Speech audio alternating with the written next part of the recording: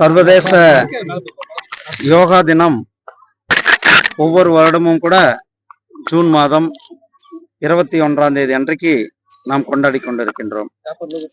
இன்றைக்கு 12வது சர்வதேச யோகா தினத்தை குறிப்பாக நம்மளுடைய தமிழகத்தின் யுனெஸ்கோனுடைய அவார்டு பெற்ற ஹெரிட்டேஜ் சைட் நம்மளுடைய மகாபலிபுரத்துல 12வது சர்வதேச யோகா தினத்தை நாம் கொண்டாடி கொண்டிருக்கின்றோம். இன்றைக்கு மாண்புமிகு பாரத பிரதமர் மரியாதைக்குரிய திரு நரேந்திர மோடிஜி அவர்கள் மேற்கு வங்காளத்துல, அதாவது கொல்கத்தாவில் கலந்து கொண்டு அந்த யோகா தினத்தில் கலந்து கொண்டார்கள்.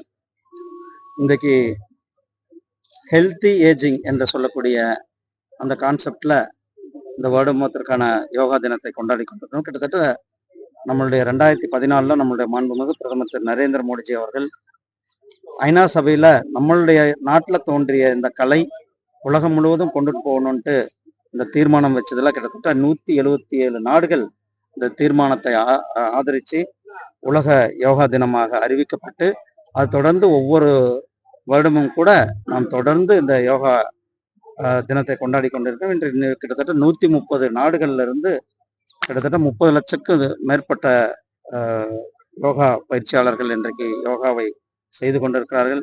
இந்த ஆரோக்கியமான வாழ்வு, அந்த லைஃப் டைம் டிசீஸ் என்று சொல்லக்கூடிய சர்க்கரை வியாதி, பிபி, ரத்த அழுத்தம், இதற்கெல்லாம் கூட நாம் தினந்தோறும் தொடர்ந்து யோகா செய்ய வேண்டும் என்பது யோகா கலைஞர்களுடைய வார்த்தையாக இருக்கிறது.